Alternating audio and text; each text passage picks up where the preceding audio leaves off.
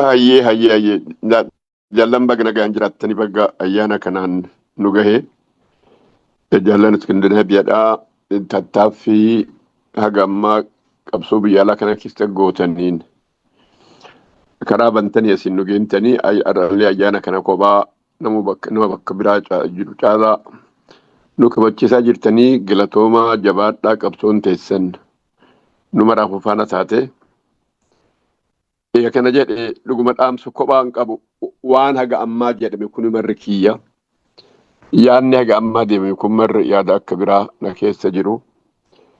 Yoo dubbachumaaf yoo taate malee waa hafaniif hin dubbadhu. Qabxi mata kalama yoo jedhe sochiin amma irra jirru kuni barri amma irra jirru kuni yaada gaafii Oromoodhaa xariirichinee uummata keenya ittiin kaaga atiin duraa caalaa ifatti ittiin barsiifnu ta'a jedhee abdadha jalqabne. Ammallee hayyoota keenya ka asiin dura akka gahatti naannawa qabsootitti hin jaaramin yookaan akka ofirraa dhiibaman yookaan ammoo barbaachisummaa isaaniitu immoo akka gahatti hogganni nu bateen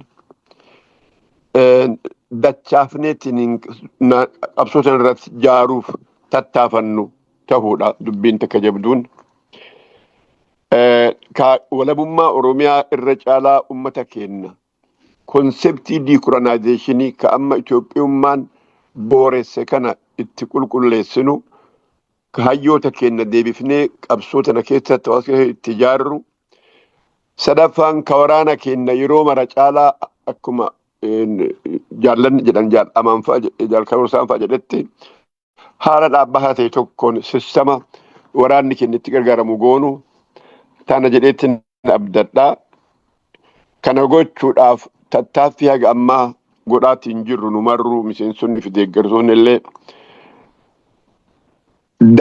dachaadhaan yoo edaane warraaqxummaadhaan yoo edaane waan haga ammaa hanqate san guunna malee tattaaffii fi tarkaanfii haga ammaa goonu kanaan waan hedduun fullaafnu.